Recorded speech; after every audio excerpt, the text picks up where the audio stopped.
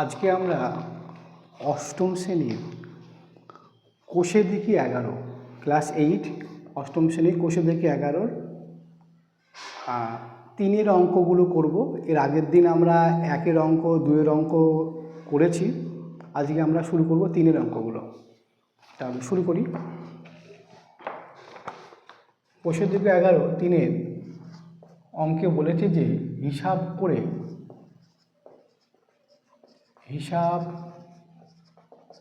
করে মান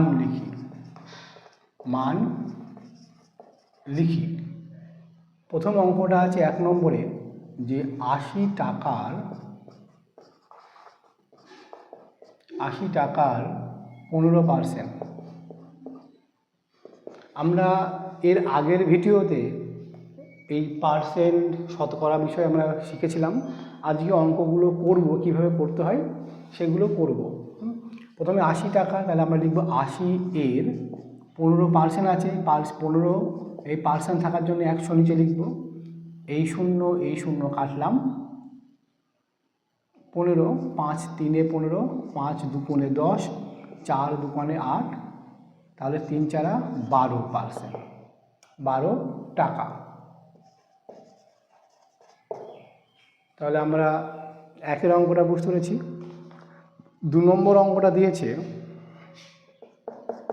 2 নম্বর অঙ্কটা রয়েছে যে 215 টাকার 12%।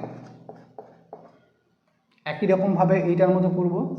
215 গুণ 12/100, 5 দিয়ে কাটি। 5 4 20, 5 3 15, 5 2 10, 0, 6 2 12, 10 2 20।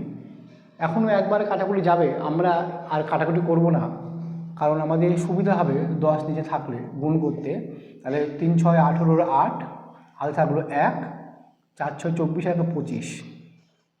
এক ঘর পর দশমিক আমরা জানি যে নিচে শূন্য থাকলে এক ঘর মধ্যে দশমিক হবে, এখানে দশমিক, এত টাকা। 3 নম্বর অঙ্কতে রয়েছে 37.8 মিটার। 37.8 মিটারের 37.8 মিটারের 110%। একই রকমভাবে করব।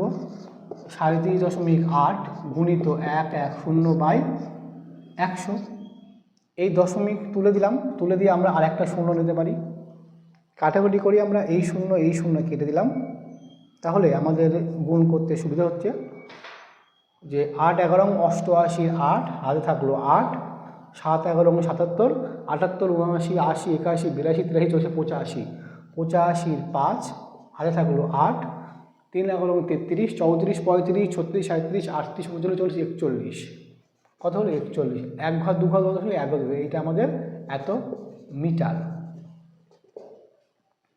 4 নম্বর আছে, 4-এর আছে যে 480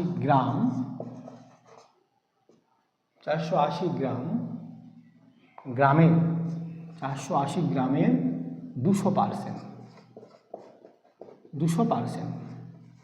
তাহলে কি করব আমরা? একই রকম নিয়ম, 480 গুণ 200/100। পার্সেন্ট থাকার জন্য এই দুটো শূন্য কাটা, এই দুটো শূন্য কাটা। তাহলে আমরা করছি 2 0 0, 8 2 16, 6 হাতে থাকলো 1, 4 2 9, 960 এত গ্রাম।